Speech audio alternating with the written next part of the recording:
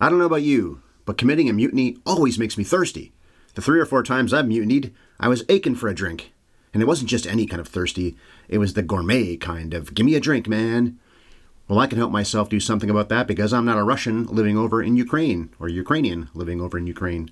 I'm a Canadian, although Americans can do this too, and that's take advantage of what's offered on the website run by Spark Plug Coffee. Within a week of placing an order with Sparkplug, we non-Mexican North Americans will get orders placed on our porch, and the shipping is free if you live in Canada. Sorry to exclude the Mexicans, but that's how it is. Talk to Sparkplug. Maybe they'll branch out to there one of these days. And inside the package will be premium quality beans. It's the best coffee you've ever brewed. Plus, having it delivered right to your front door proves how convenient Sparkplug is. And it's so much cheaper and tastier than takeout. Yet it can be even better if you become a member of the Autopilot Coffee Club. If it becomes necessary, you can pause or cancel that membership. Since you can customize how often the beans come to you, you're definitely going to want to give the club a try and find your new favorite. Jot down this website. It's sparkplug.coffee/HYES. The HYES part is our promo code, which will get you a one-time 20% discount. Well, it's time to board the boat and talk about some Potemkins. Bev, let the maestro in on the secret that we're about to start, and we need him now. And action.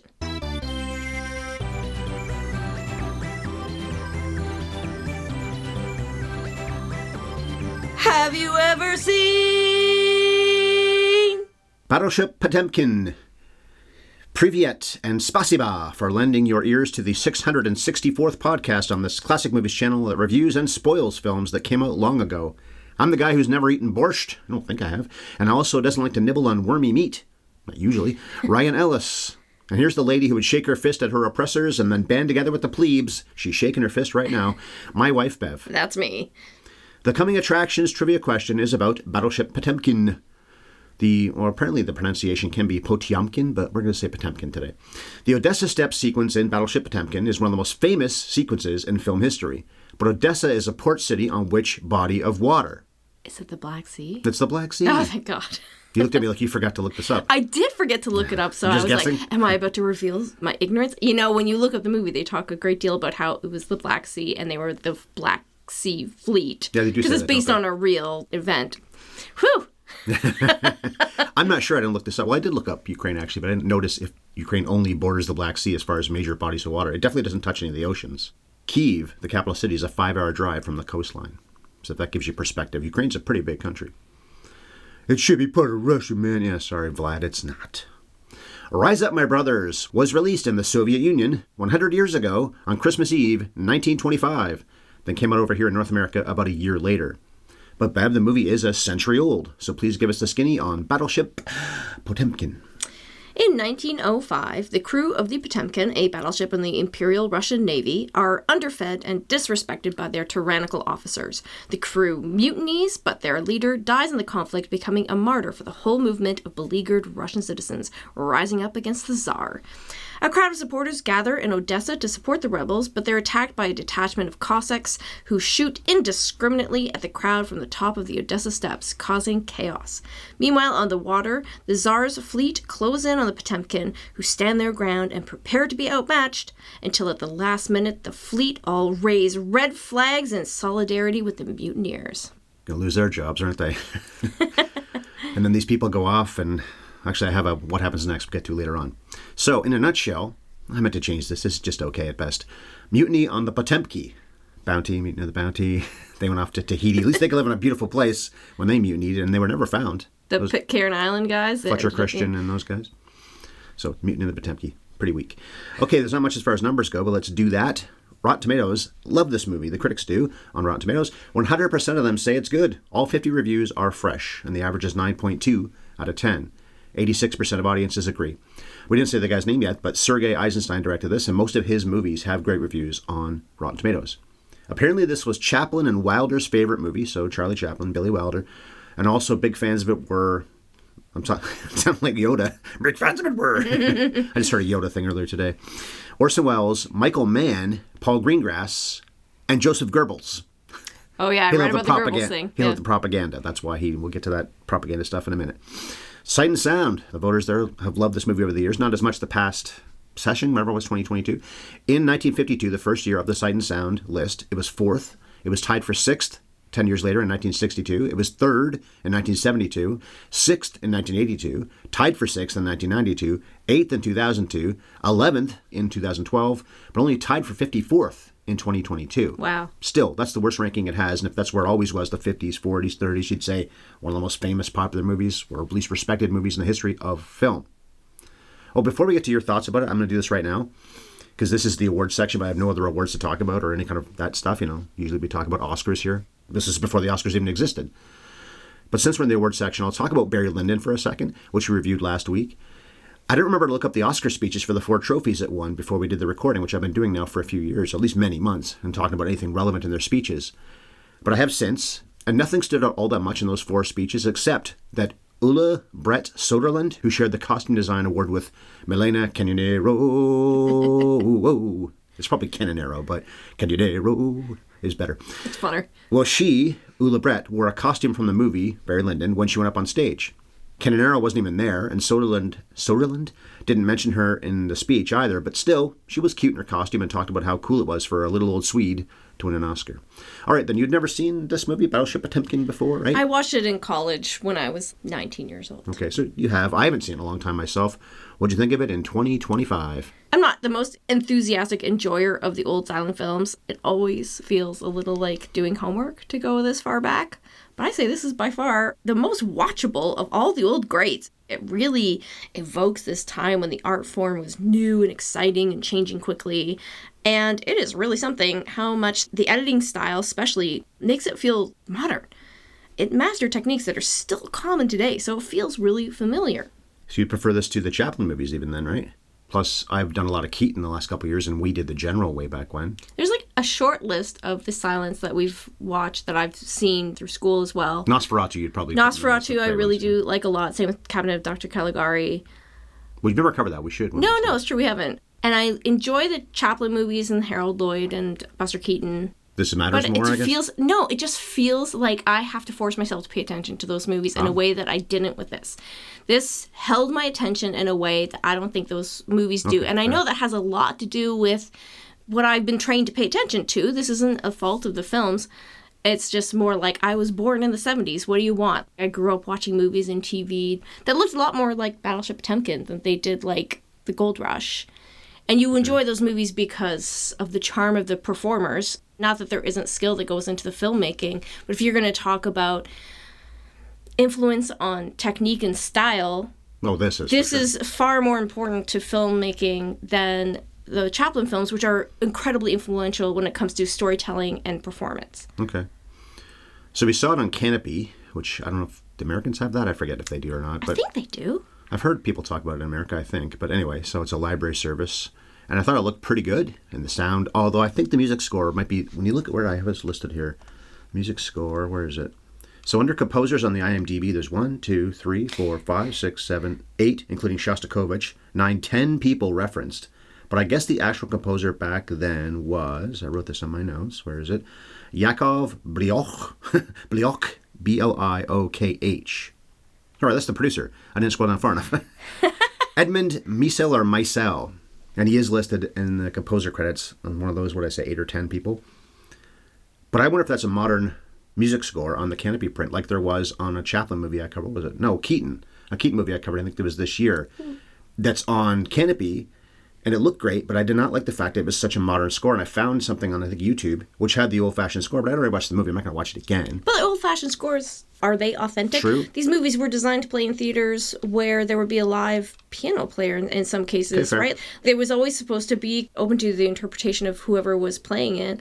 And I guess if you want to watch it in the true sense, you would watch it without any score at all, but virtually nobody ever does. And even in addition to the score, there's sync sound effects. Well, they use musical instruments to approximate gunshots and stuff like that, and collisions or brick hitting something. They are using the music to approximate what it would actually have sounded like to be there. Which I think Chaplin did too, and Keaton. Right, but did Chaplin do that, or how much do we know? True, you're right. We could dig deep, and there's people who, because there's so much written about Battleship Potemkin, start paying us and we'll do that. Right, exactly. Roger Ebert, who loves this movie and has written a lot about it, and when he said he taught this movie frame by frame.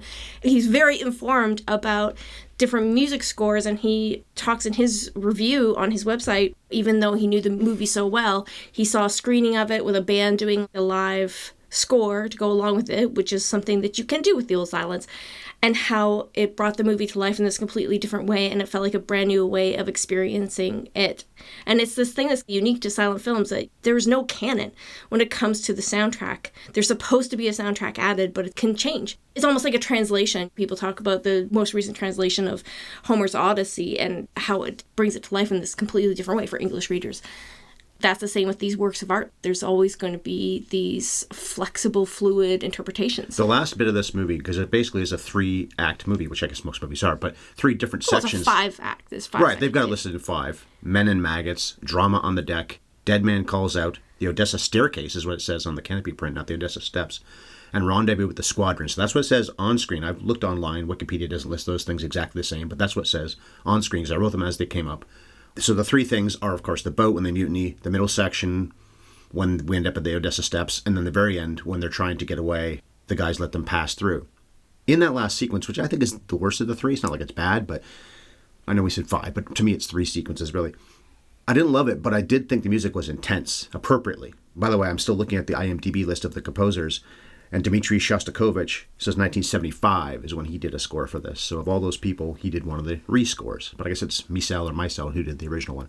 Okay, so as far as the story goes, let's get into the propaganda right now. That's why Goebbels liked it, I guess, even though he wasn't Russian himself. It's an unapologetically propaganda film. It's not like it's trying to be cagey about it. It's funny, too, because Goebbels, when they had power, would have not wanted any Germans to rise up against Hitler.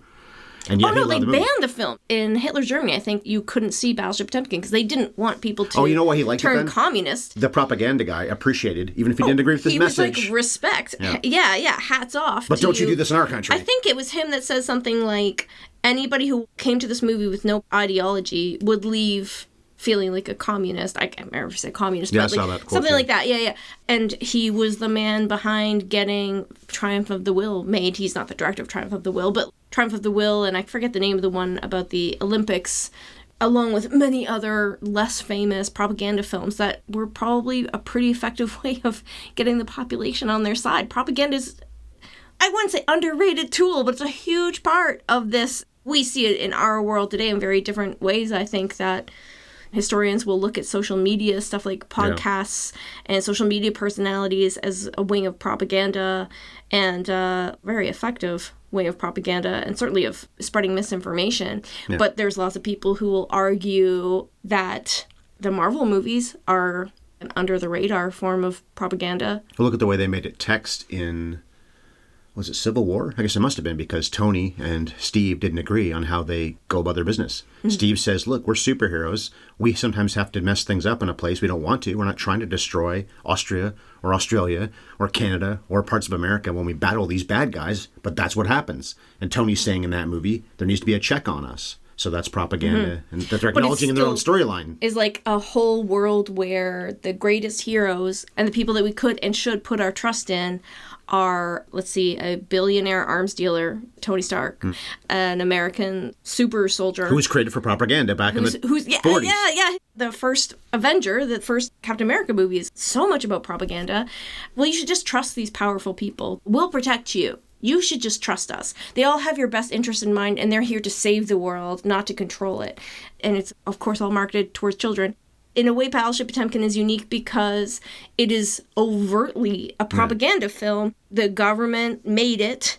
It was unabashedly a project of the, quote, All-Russian Central Executive Committee to celebrate the 20th anniversary of the revolutionary events of 1905, which I guess would have been the beginning of the Russian Revolution. Mm-hmm. You have all the Tsarist officers and soldiers. They're either blatantly evil or completely faceless. Cossacks who are shooting on the Odessa Steps, you never even see their face. We don't see the military guys that gave the order for those guys to go and shoot the civilians. And they're not thinking twice, and they're causing all this harm and trauma, and this, for the time, and even for now, very violent scene. So if you're not cheering when that Tsar's fleet raised those red flags at the end to side with the mutineers, you're a little dead inside. It's really effective, and it's a really interesting thing to study of how you can manipulate an audience to your agenda.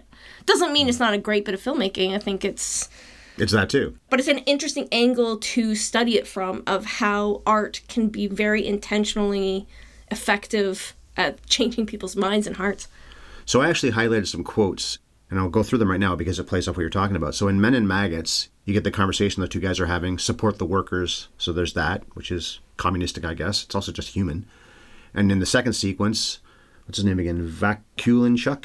One of the few characters with the name, and it's so hard to say. Yeah, so I think it's Vakulinchuk. He shouts brothers. We see brothers many times. He also says during that sequence, smash the dragons. In the third sequence, somebody says, one for all. I just quote the one for all must be the all for one for all. So the Three Musketeers thing. Some guy, the other side of it, some government plant, apparently, according to Wikipedia, says smash the Jews, blaming them for all this. We still see this today, don't we? Mm. And then during the fifth sequence, we've got join us and brothers. So all of these things play into communism. They play into humanity, let's face it. Communism doesn't work, but there's something about it that should work because it should be about helping each other out. It always gets poisoned and corrupted, though, by Russia, by China, by Vietnam, and so on. Who've actually been communist countries, and Cuba as well. But all those quotes, of course, it's a silent movie, so it's written out. In just an hour and 10-minute movie, that's a lot of stuff that's not entirely propagandist, but all about, yes, let's rise up. Because they've been hearing about how there's rising uppings in other parts of Russia, but they've been on this boat. And the reason they rise up specifically is because they're starving and they're being fed beef with maggots in it. And the doctor just says, oh, they're just bugs, wash them off. And they rise up because the people who don't want to eat the borscht, and all they do is not eat the borscht.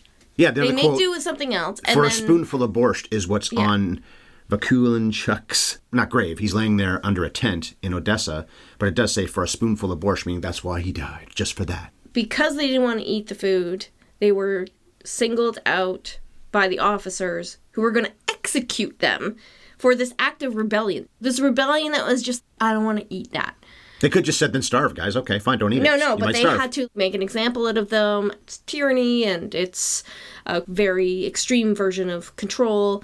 There's the shot where they say, we'll hang them, and they show the superimposition of hanging bodies. They really want you to picture the cruelty of it and the arbitrariness of it. When he yells brothers, he's yelling at the people who are going to pull the trigger. It's like a firing squad. Yeah, he's not one of them. No, he says, brothers, who are you shooting at? The people with the guns are the same as the people that are being shot at. And they don't shoot. And they don't shoot. And like you said, the language of brothers and comrades, the language that they put, is all in line with Lenin's party and the Soviet leaders. It's in line with how they spoke about themselves and their revolution and their population at that point. I guess at this point they would have been about... Lenin was like Vakulinchuk? I think it was part of the message of the party and the revolution. To be like this brothers. Guy. We are all in this together. Which ended up being crap. Communist ideology. It may have started out good. It became corrupted. You know who else banned this film? I found this detail so telling. Stalin banned this film in Russia. I thought you were going to say the UK. They banned it for nearly 30 years. Oh, yeah. The US, the UK. They were worried it would spread communism. Because they hated communism and because, again, it was such an effective film. But Stalin, because he was a fascist, because he had this extreme version of control that certainly would have invited rebellion, he didn't want to valorize rebels when he was in charge. We're talking decades later. When this movie came out, I guess it was maybe less than a decade after the Tsar was taken out, after the Romanovs. That was 1917 or 18, yeah. We're still recovering from the First World War. They're still probably establishing themselves, but maybe getting a little comfortable and used to being in power. And so this is a celebration, and this is a way of reassuring the population and feeling proud of what they accomplished, Russia was better or worse. Russia was still an ally of America and the West at that point, as they were in World War II. Mm-hmm. I looked up, by the way, because I was curious. If you wash off maggots from meat, is it edible? And when I Googled it, right away it just says, no, do not eat meat that's ever had maggots in it. It'll probably make you sick, or it will make you sick. Because I wondered, is it possible? The doctor is lying because he's under the thumb of the captain Well, of the they're ship. not eating that meat. They never really show it, but... Right, but I just wondered, as bad as that is to suggest that, we've all had cheese or bread. Oh, there's mold on that part. Cut it off. I'll eat this. I've heard if cheese has mold on it, you shouldn't eat any of it. I don't know if that's really true. Bread, I think you're okay if you cut off the mold and don't eat that. No, I've heard you're not supposed to eat that either. Oh, okay. You and I are, just cut it off. It'll be fine. Well, how long has it been in the fridge? Oh, it smells fine. It's good. We can eat it. We don't tend to have that problem. We tend to eat the food before. Look at us. Obviously, we're eating the food. But we just aren't people who get sick very easily, I guess. So we have iron stomachs. So we play a little fast and loose with that. But I'm not eating anything with maggots on it. Now, Mutiny and the Bounty, I forget exactly if they are ever starving, but they mutiny. They can't have water. They have the breadfruit they're trying to bring back from Tahiti, and they are using all the fresh water to keep the plants alive. Okay. And then people aren't getting their rations of fresh water. Because the reason they mutiny, as I recall, it wasn't a good trip, and Bligh was a rough captain, to put it nicely. but they want to stay. Now, maybe that's not entirely true to what happened in that real story. That's also based on a real story. But they mutinied against him because we're going to stay here, right? We're never leaving. At least we're not leaving yet. And then Bly said, no, we're going back home. And they said, enough is enough after what you've already put us through.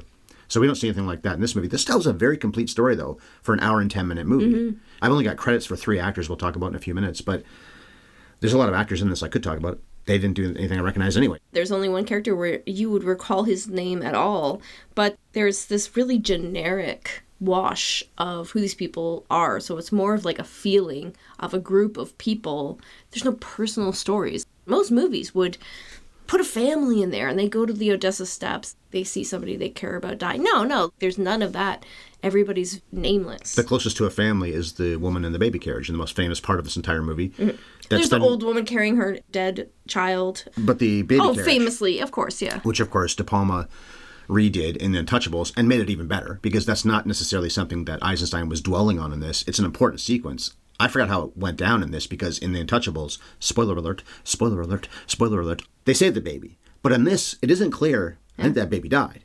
Because the carriage kept going and you didn't see it end up being saved by somebody. And there's bullets flying everywhere. Right. We see other children dying. Yeah, and getting trampled women, as well. There's the famous shot of the woman who's been shot through her glasses. Yeah. So she has like a bloody hole where her eye would be. That and the baby carriage are the two most famous things in this film. That whole sequence is incredible. It just doesn't feel like it's from 1925. No. You really could take it shot for shot and put it in any modern movie, and you wouldn't have to change very much for it to feel current. The other thing he does in The Untouchables is they're shooting at each other. So you got bullets here, you got the baby carriage, you got people being put in danger who shouldn't be. Although nobody, again, spoiler alert, innocent dies in that sequence. It's only the bad guys that get killed, I guess, right?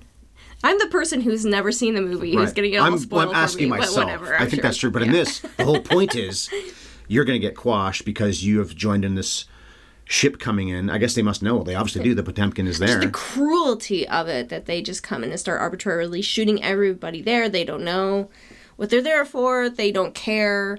They're shooting at men, women, children. There's a guy in there who's doubly amputee getting around on his hands and trying to scramble out of there. And people getting trampled on, getting their hands stepped on, these close-ups.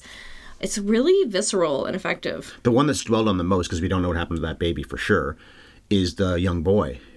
Because the mother, I guess, comes over and I think he's dead. But a lot of filmmakers would dwell on the bodies on that staircase, and we'd have some kind of swooping shot to show them all still laying there. And that'd be fine. I wouldn't object to doing that. But he doesn't. Eisenstein doesn't really dwell on the sequence at all. He ends it, in fact, with the Potemkin using the cannons to fire on the opera house. Because that's where I guess the important people that organized the Cossacks to go shoot those people. True act of rebellion. That's where they were, apparently. And we never even see those guys, the people that organized the military, to say, you're going down, people. And they had taken food out to the Potemkin on their boats. So I guess the word got out about that, too. That's right. So that's maybe why they got killed. Yeah, because they were aiding and abetting the rebels. That's a good way to put it, yeah. Mm-hmm. And also, of course, they line up to show respect to this guy they've never even heard of probably before, Bakulinchuk. And he becomes a martyr.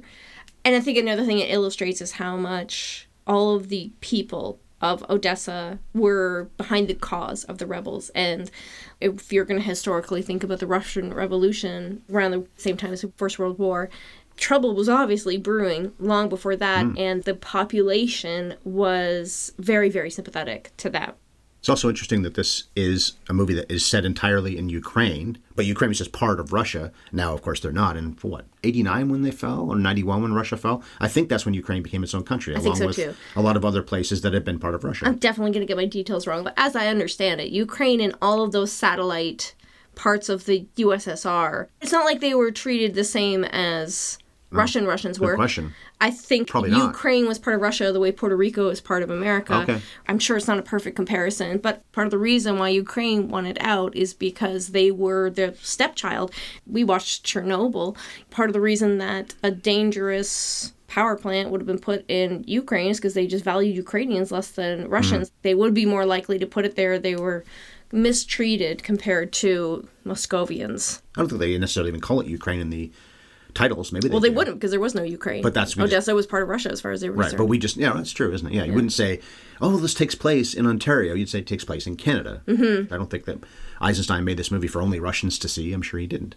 It is interesting. No, he was disappointed that it didn't have as much of a worldwide impact. So that was the it point. came out. Yeah. Well, most filmmakers want to make a movie for everyone to get behind, no matter who And you he are. probably was a true believer, and maybe part of when he was making the film was just like, I want to uplift the spirits of my comrades in the USSR. I want to spread the values of communism throughout the world. The notion is fine, but it doesn't work because it gets corrupted by bad people. And then someone like Putin, who isn't a communist, but he might as well be. He was in the KGB. He'd probably rather the country had stayed communist the whole time. Anyway, your thoughts on communism? You want me to go on the record whether or not I have communist sympathies?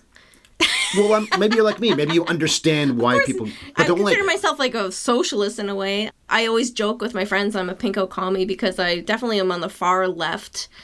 I do not believe in absolute communism. I just don't think it would work.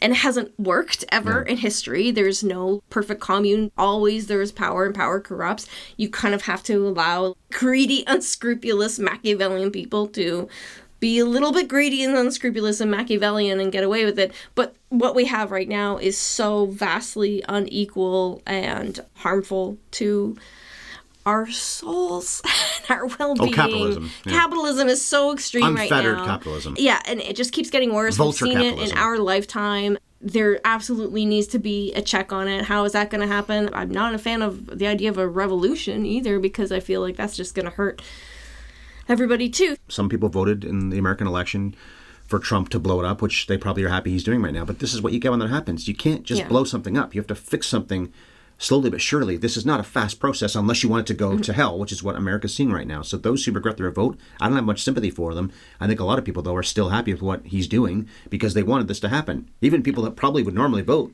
for someone who's nothing like him. But somebody's got to change the way things are in America. And I get that, but that wasn't the way to do it in 2016 or 2024. Let's not talk about Trump anymore.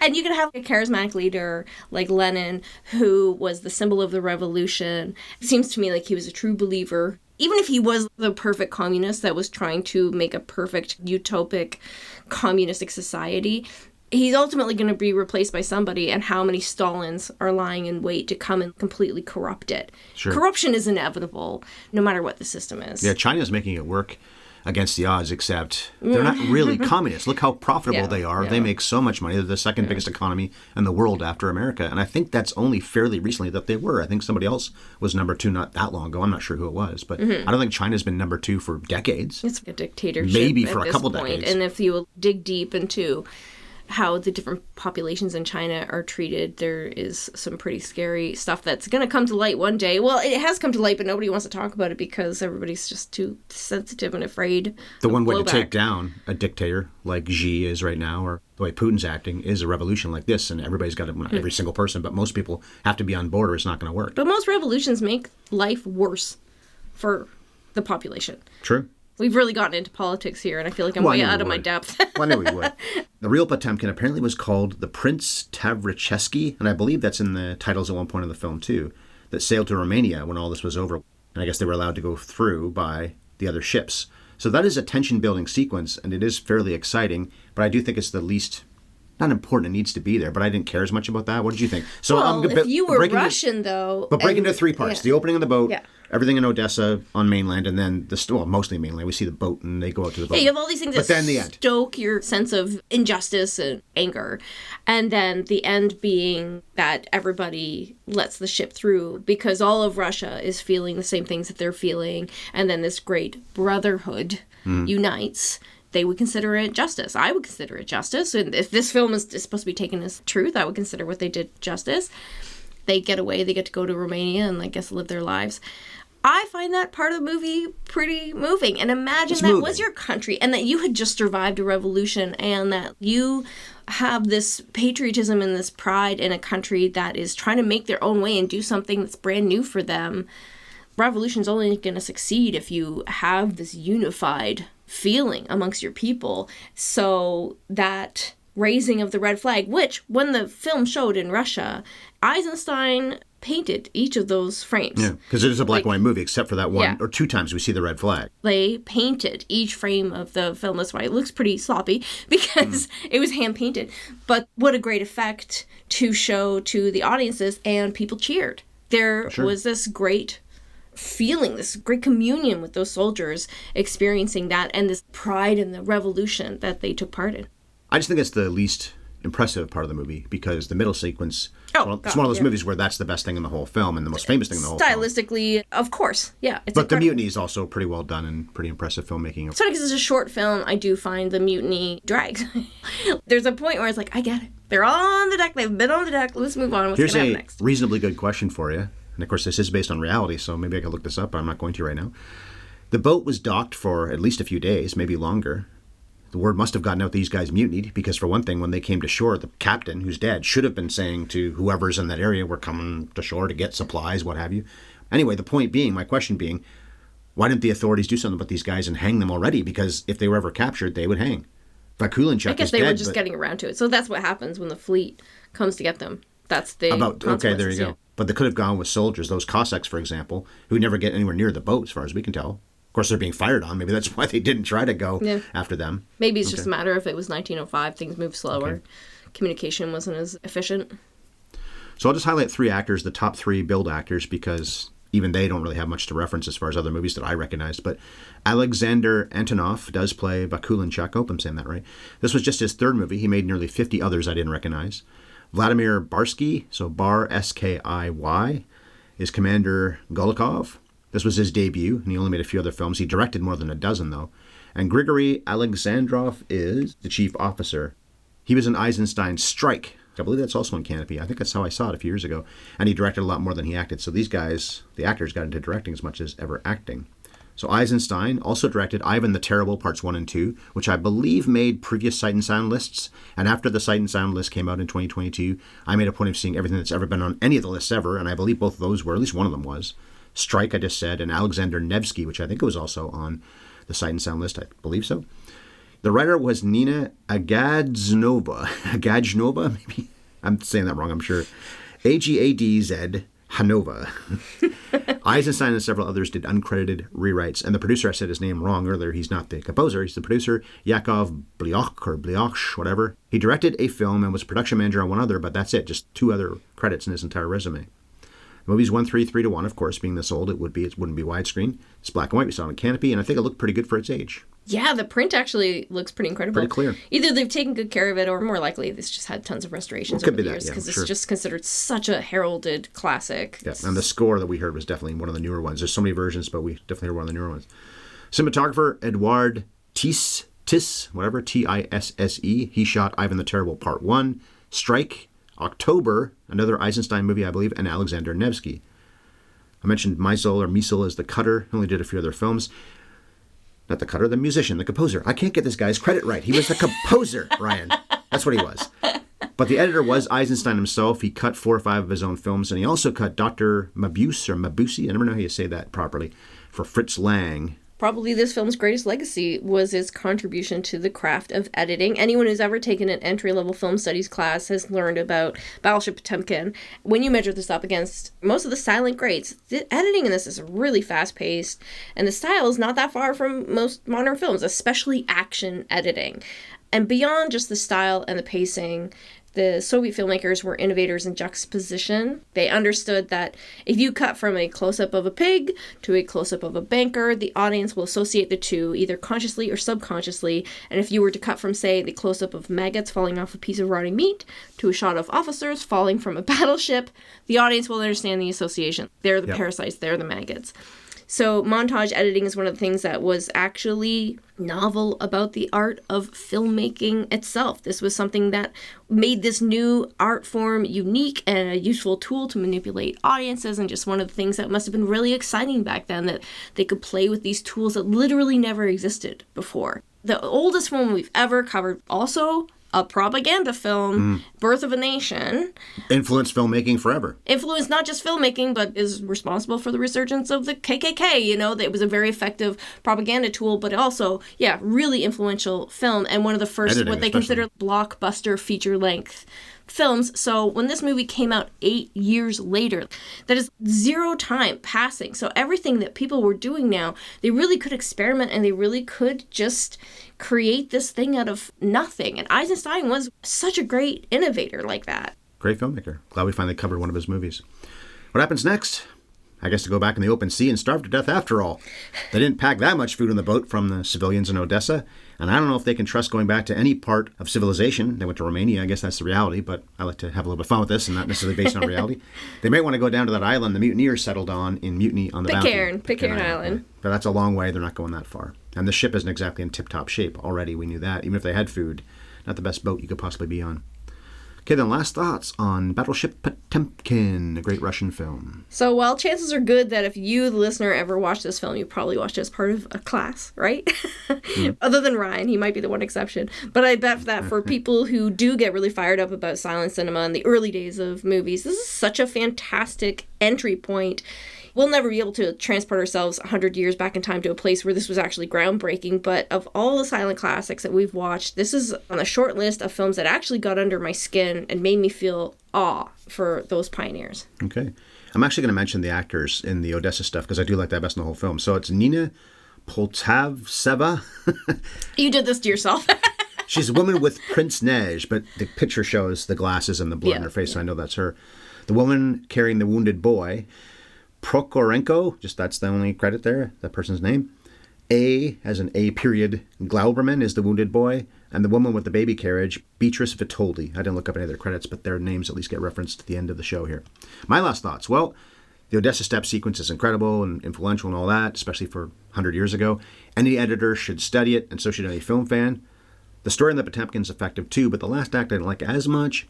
Still, it tells a thorough, wide-ranging story and even exciting for a movie that's only about 70 minutes long. Well, it helps to be exciting when it's that short, I guess, doesn't it?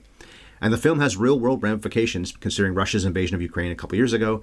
It certainly isn't even-handed. This isn't, and neither was that. I work at a news station, and it's been phrased by CNN and certainly CBC, where I am, as Russia's war on Ukraine. I've seen emails from producers saying, this is how we are going to refer to this. Messaging works. And that's propaganda the other way. Absolutely. They're right, but it also feels a little petty to always say it that way. Propaganda can be for good as well as bad. Yep. And whether this is for good or bad is truly open for interpretation. And this lionizes the sailors and the people in Odessa, which it should, and demonizes the people in power, which it also probably should. Or obviously left-leaning people, if our audience didn't know that already. They certainly do after this episode. They knew already. Although, who knows, somebody might be listening to us for the first time in this episode. You have to always take that into account with a podcast. You can't assume somebody's heard hundreds of your episodes. They might be coming to it for the first time today. If this is the first episode of ours you've listened to, I just want to say this. Good luck on your exam. You definitely searched Battleship Potemkin in your podcast app, and we were probably one of a handful of episodes that came up. That might be true. So that was how we saw Battleship Potemkin. We'll be back in 7 days with a talk about a movie that's vastly different in tone than this one, and it's the Peter Bogdanovich remake of Bringing Up Baby, that he called What's Up, Doc? That's in what, Bugs Bunny? What's Up, Doc? Which will make this our third Ryan O'Neal movie this year, and it's only May. We never covered a Ryan O'Neal movie before 2025. It wasn't the plan. I know. Both of these movies are on TCM. Love Story, I think I got from the library or something. Anyway, availability always helps. Okay, the coming attractions trivia for What's Up, Doc? He co-stars in with Barbra Streisand. But the editors who I want to talk about here, appropriate for this episode we just talked about, Battleship Potemkin. Verna Fields did not edit a lot of films, but she did cut a couple for Spielberg, including Jaws, and won the Oscar appropriately for that. Talk about editing. Plus George Lucas's American Graffiti, which was 2 years before Jaws, and 3 by Bogdanovich, including What's Up, Doc? So her resume is very impressive, but how did she end her film career? What was her final movie? All right, so for the answer to that question, tune in to next week's episode about What's Up, Doc? Thank you for listening, and don't forget to favorite or subscribe. We have hundreds of episodes that are all available for you to check out. If you like us and you'd like to support the podcast, the best way you can do that is by leaving us a rating and a review, and you can also support us and support a great small Canadian business that we actually use and love by going to sparkplug.coffee/HYES. And there you can order freshly roasted premium coffee that will be delivered straight to you in Canada or the US. And that HYES will get you started with a 20% discount too. You can find us on YouTube. Our channel is at HYES Ellis, and we'd love to hear from you guys. There's a couple ways to reach us, starting with Twitter. I'm at Bev Ellis Ellis, and Ryan is at MovieFiend51. We're also on Blue Sky. You can find me as Bev Ellis Ellis and Ryan as Ryan-Ellis, and our email address is haveyouverinseenpodcast@gmail.com. I can't believe I forgot this till right now, but I didn't have my notes. I have an episode coming up on Friday as well. I didn't promote that. So it's The Hitchhiker, the Ida Lupino movie. So I'll be doing that on the 16th. Then we do What's Up, Doc, you and I. But Friday shows, of course, are always me on my own. So The Hitchhiker on Friday. Anyway, last thing to say today appropriately for this Russian movie, Das Vidanya. And cut.